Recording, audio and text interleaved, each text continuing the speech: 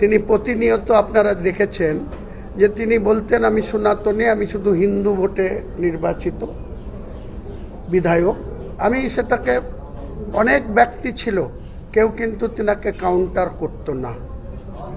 আমাদের মুসলিম এমএলএদের নিয়ে ডাইরেক্ট উনি বলেছিলেন বিধানসভা থেকে চ্যাংদোলা করে বের করে রাস্তায় ফেলবো। 44 জন মুসলিম এমএলএ ছিল, কেউ কিন্তু কাউন্টার করেনি। আমি হুমায়ুন কবির কাউন্টার করেছিলাম, যেটা আপনি বলতে পারেন না। তো আজকে তিনি বাংলার মুখ্যমন্ত্রী, 11.5 কোটি মানুষের তিনি মুখ্যমন্ত্রী। আমি একজন 294-এর মধ্যে আমি একজন এমএলএ। আমি কিন্তু বাংলার মানুষের জনপ্রতিনিধি। সেখানে আমাকে যে ভোট দিয়েছে তারও জনপ্রতিনিধি, যে আমার এগেনস্টে ভোট দিয়েছে তারও জনপ্রতিনিধি। এই জায়গায় আমি বলতে পারি না আমি শুধু মুসলিম। আমি 1,23,800 ভোট পেয়েছি। আমি কাউন্টিংয়ের হিসাবে আপনাকে দেখিয়ে দেব যে মাত্র অমুসলিমের ভোট 1100। 1,23,800 ভোটের মধ্যে 1100 ভোট অমুসলিমের, বাকি ভোটটা সবই। আমি বলতে পারি না যে আমি মুসলমানের প্রতিনিধি। আমার সংবিধান সেটা স্বীকৃতি দেয় না। আমি যখন জনপ্রতিনিধি, আমার কি ক্ষমতা, আমি কতটুকু যেতে পারি। তো বাংলার মুখ্যমন্ত্রী, আমারও মুখ্যমন্ত্রী, আপনারও মুখ্যমন্ত্রী, নিশ্চয়ই মুখ্যমন্ত্রীকে বলবো, ক্রীড়ামন্ত্রীকে বলবো, তিনারা কি সহযোগিতা করবেন কি করবেন না, সময় আসলে সে ব্যাপারে আপনি নিশ্চয়ই জানতে পারবেন। নমস্কার। যারা আমরা তৃণমূল কংগ্রেসের প্রার্থী হিসেবে, তৃণমূল কংগ্রেসের দলীয় প্রতীক নিয়ে মমতা বন্দ্যোপাধ্যায়ের প্রার্থী বলে মমতা বন্দ্যোপাধ্যায়ের মুখ ব্যবহার করে ভোটে জিতে বিধায়ক হয়েছি বা সাংসদ হয়েছি, আমার সকলের কাছে একটা অনুরোধ যে দেখুন, কোনো ধরনের কোনো সিদ্ধান্ত নেওয়ার আগে একবার নীতিগতভাবে আপনারা কর্মী সভা ডাকুন। কারণ আমরা যারা জিতেছি, আমরা একা জিতিনি, আমরা নির্দল নয়।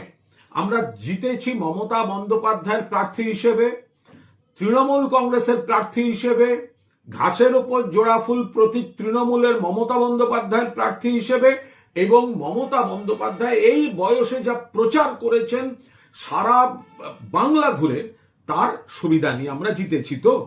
তো সুতরাং এখন বড় বড় কথা যারা বলছি, তো একবার একটা কর্মীদের আমাদের মতামত নেওয়া উচিত। কারণ জিতেছি মমতা বন্দ্যোপাধ্যায়ের দলে, জিতেছি মমতা বন্দ্যোপাধ্যায়ের প্রতীকে, ভোট করেছেন তৃণমূল কংগ্রেসের কর্মীরা, আর ভোট দিয়েছেন মমতা বন্দ্যোপাধ্যায়কে যারা মুখ্যমন্ত্রী চেয়েছেন সেই মানুষ।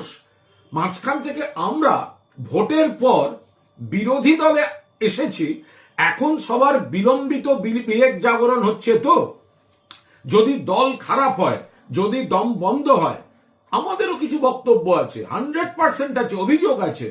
কিন্তু ভোটটায় আমরা বিরোধী পক্ষে আসার পর এখন কথা কেন? যদি দল খারাপ হয় আপনি কেন প্রার্থী হয়েছিলেন? কেউ আপনাকে বলেছিল? তখন তো মমতাদির সঙ্গে ছবি, অভিষেকের সঙ্গে ছবি, কয়েকজনের পুরনো ইন্টারভিউ, এই ভোটের মুখে কি সব প্রশংসা মমতা বন্দ্যোপাধ্যায়কে, অভিষেক বন্দ্যোপাধ্যায়কে। তারা আজকে, শুনুন আর একটা কথা বলি, একটু ভগবানে বিশ্বাস রাখবেন। যারা অন্য ধর্মের আল্লাহকে শ্রদ্ধা করেন, আপনারা সবাই একটা জিনিস শুধু মনে রাখবেন, যে আপনাদের দাঁড় করিয়েছে, যার পরিচয় দাঁড়িয়ে আছেন, এখন তো শুনছি নাকি দু একজন এতখানি কথা বলছে যে আমরা আসল দল, প্রতীক পর্যন্ত নিয়ে নেব। দেখুন, সংখ্যাতত্ত্বে এবং অন্য একটা রাষ্ট্রশক্তি যদি পেছন থেকে আপনাদের পুলিশ প্রশাসন দিয়ে মদত দেয়, তাহলে অনেক কিছু করা যায়।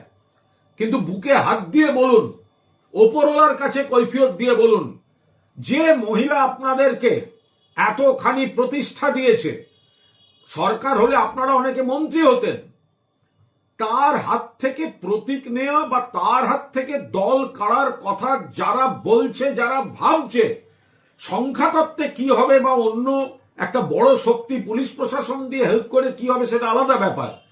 আপনি বুকে হাত দিয়ে ভাবুন, ওপরওয়ালা কোনোদিন ক্ষমা করবেন না। এটা এত বড় বেঈমানি, এত বড় বিশ্বাসঘাতকতা। এটা ওপরওয়ালার আশীর্বাদ নেমে আসবে, অপরওয়ালার আশীর্বাদ নেমে আসবে যদি আপনি বিশ্বাসঘাতকতা না করেন, যদি আপনি মূল্যবোধ, দায়বদ্ধতা দেখান, কৃতজ্ঞতা দেখান মাননীয় নেত্রীর প্রতি। অসুবিধা থাকলে, ক্ষোভ থাকলে 100 বার বলবেন, কিন্তু ওপরওয়ালা আশীর্বাদ নয় অভিশাপ দেবেন। যদি যিনি সৃষ্টি করেছেন, আমরা আজকে বিধানসভার ভবনটায় যেতে পারেছি আমাদেরকে এমএলএ করেছেন বলে মমতা বন্দ্যোপাধ্যায়, আমরা সংসদে যেতে পেরেছি সংসদে মমতা বন্দ্যোপাধ্যায় সাংসদ করেছেন। আজকে আমরা বলছি দল কেড়ে নেব, সিম্বল কেড়ে নেব, মায়ের কাছ থেকে কেড়ে নেবেন যেটা দলটাকে জন্ম দিয়েছেন, যার স্ট্রাগল থেকে জন্ম হয়েছে। হ্যাঁ, তার মধ্যে ঝগড়া হতে পারে, বিভেদ হতে পারে, সব হতে পারে, ওপরওয়ালা ক্ষমা করবেন না। আর যদি এত বড় নেতা হন আপনারা, এত বড় বড় কথা, অন্য দলের মদত নিয়ে বড় বড় কথা না বলে প্রতীক অন্য তৃণমূলের প্রতীকে মমতাদির ছবি দিয়ে জিতেছেন, তৃণমূলের কর্মীরা ভোট করেছেন, মমতাদিকে যারা ভালোবাসেন তারা আপনাকে ভোট দিয়েছেন। আপনি একা একা ডিসিশন নেওয়ার আগে যদি ক্ষমতা থাকে প্রত্যেকের এলাকায় কর্মী সভা ডাকুন, কর্মী সভা ডেকে মানুষের মতামত নিন। আপনার এই বিশ্বাসঘাতকতা যদি মানুষ অ্যালাউ করে করবেন, কিন্তু মানুষের মতামত নিন। মানুষ যদি বলেন, কর্মীরা যদি বলেন তৃণমূলের সঙ্গে থাকতে, দিদির সঙ্গে থাকতে, কর্মীদের বক্তব্যকে সম্মান দেবেন। জয় বাংলা। রাহুল গান্ধী পশ্চিমবঙ্গের খবর জানতে চাইছিল যে অবস্থা কি এখন।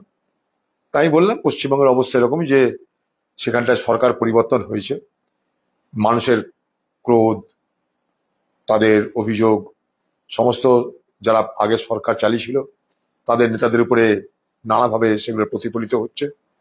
তবে আমি আমার তরফ থেকে তৃণমূলের যারা নিচু তলার কর্মী, যারা সততার সঙ্গে নিষ্ঠার সঙ্গে পার্টি করেছে, আমি তাদের কাছে অ্যাপিল করেছি যে আপনারা সব কংগ্রেসে ফিরে আসুন, কংগ্রেসের দরজা আপনাদের জন্য খোলা আছে। কারণ তৃণমূল কংগ্রেসের একটা অফশুট, কংগ্রেস থেকে তৈরি হয়েছে। তাই আমি তাদেরকে, কংগ্রেসকে তৃণমূলের গার্বেজ হিপের কথা বলিনি, তৃণমূলে যত আবর্জনা জড়ো করবার জন্য বলিনি, কিন্তু যারা নিচতলার কংগ্রেস তৃণমূলের কর্মী আছে, যারা সততার সঙ্গে পার্টিটা করে এখন বুঝতে যে ঠকে গেলাম, তাদেরকে আহ্বান জানিয়েছি, এটা আমি বলেছি। আর আগামী দিনে আমাদের জন্য